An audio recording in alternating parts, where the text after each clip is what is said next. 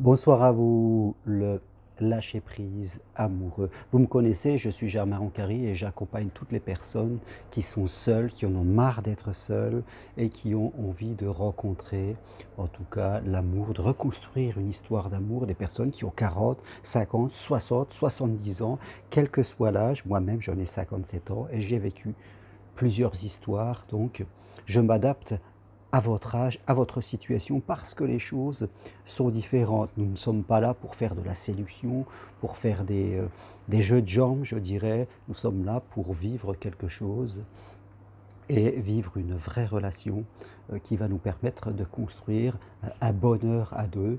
Et c'est quelque chose dans lequel j'y crois parce que je le vis, parce que je le veux. Et j'ai envie de dire à ceux qui ont envie de vivre cela, peut-être vous, c'est possible.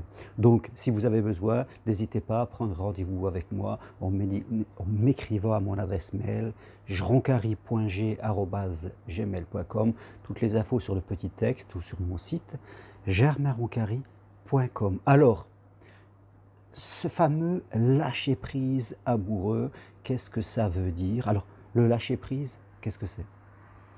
Dans l'histoire du terme lâcher-prise, ça veut dire qu'on lâche quelque chose que l'on tient, et que l'on tient trop fortement. Alors, ça peut être nos attentes, ça peut être des désirs très forts, ça peut être l'envie d'un résultat, ça peut être aussi des peurs, ça peut être aussi quelquefois une situation. Donc, tout ce que l'on tient de façon trop forte et qui nous fait souvent mettre dans la loi de ce qu'on appelle la loi de l'effet inverse, c'est-à-dire qui nous apporte le contraire de ce que l'on veut. Et on a besoin un petit peu de lâcher prise parce que l'on est, je dirais, trop obnubilé là-dedans. En amour, qu'est-ce que cela veut dire? Il faut le désirer, il faut le vouloir, mais il ne faut pas en même temps être complètement dedans.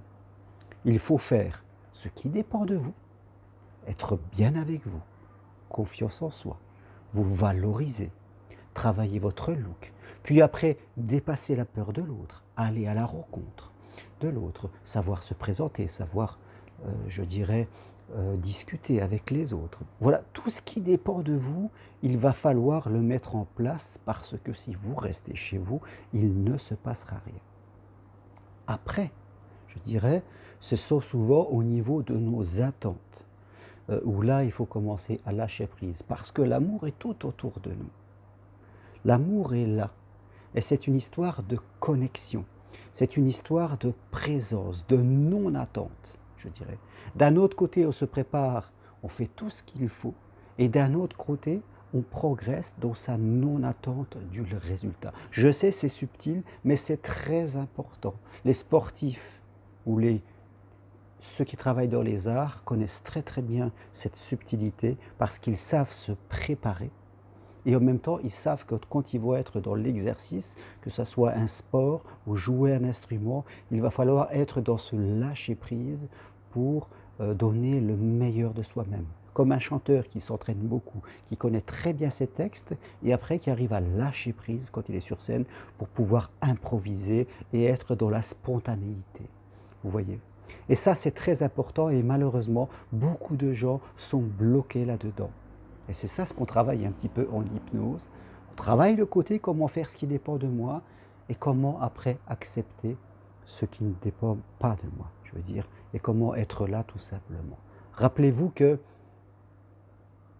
la problématique avec la relation amoureuse, c'est que c'est quelque chose qui fait beaucoup appel à nos croyances. Et souvent les gens sont pilotés par des croyances négatives, limitantes de ce qui doit se passer, de comment que ça devrait être. Ils ont des réactions qui sont complètement intempestives, ils ont des émotions, des attentes alors qu'ils ne veulent pas les avoir, mais elles sont là, malgré eux. Et c'est là-dessus qu'il faut travailler. C'est très difficile de se sortir tout seul.